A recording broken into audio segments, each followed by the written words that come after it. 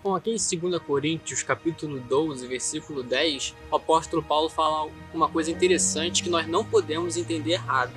Ele fala o seguinte: pelo que sinto prazer nas fraquezas, nas injúrias, nas necessidades, nas perseguições, nas angústias, por amor de Cristo, porque quando estou fraco, então sou forte. Essa é uma dentre muitas outras passagens que nos mostra como o evangelho é contrário à nossa maneira de pensar.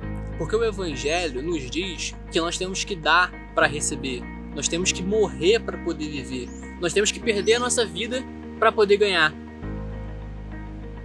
E o apóstolo Paulo vem aqui agora nos dizer que quando ele está fraco, aí sim que ele é forte.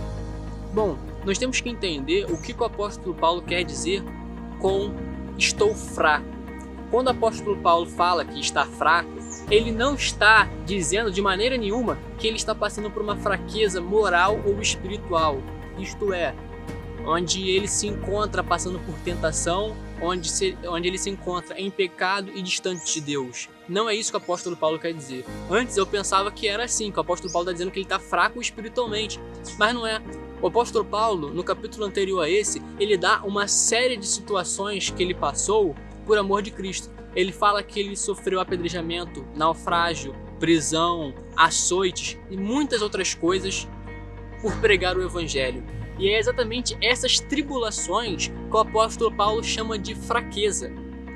Ou seja, o apóstolo Paulo ele está se referindo não a uma fraqueza espiritual ou moral, mas sim uma fraqueza psicológica. Um outro exemplo disso seria Jesus Cristo no Getsêmani. Quando Jesus está no Getsêmani, ele está passando por um momento de angústia e aflição muito grande, porque estava chegando a hora dele se entregar para ir para a cruz. E Jesus, a Bíblia nos fala que ele começa a suar gotas de sangue.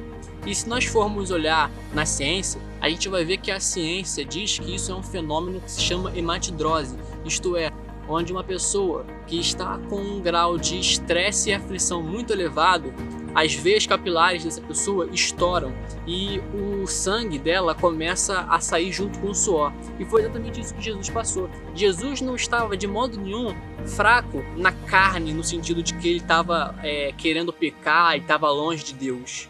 Não, Jesus estava sofrendo uma fraqueza psicológica, uma perturbação, um estresse, uma aflição. Mas nós podemos ver que no meio da aflição, no meio da fraqueza, Jesus manteve a sua força espiritual, porque ele se entrega, ele obedece a Deus e é obediente até a morte de cruz, como o próprio apóstolo Paulo fala. E guardando as devidas proporções entre Jesus e Paulo, a gente pode dizer que era por isso que Paulo estava passando. O apóstolo Paulo estava fraco sim, só que na visão humana e não na visão espiritual. É como Jesus ali no Getsêmani.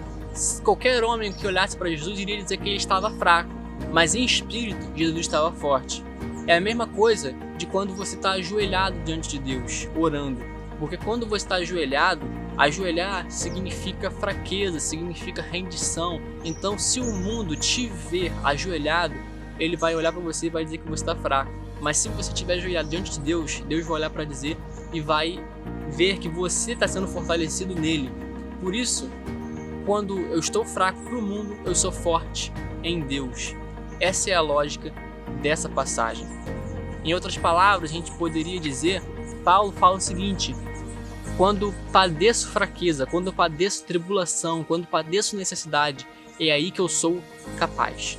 Porque é na tribulação, na adversidade, que nós vemos como nós somos capazes em Deus. Porque afinal de contas, é quando nós vemos como nós somos pequenos diante das circunstâncias, é que nós vemos também o quanto que Ele é grande em nós. Por isso, não reclame se a tua vida contém tribulações, contém angústias, decepções, tudo de tribulação. Não reclame, porque é na adversidade que nós vemos a mão de Deus agir ao nosso favor. Portanto, que você possa viver uma vida na qual, diante das tribulações, diante da tempestade no mar, você possa ver Jesus e caminhar em direção dele.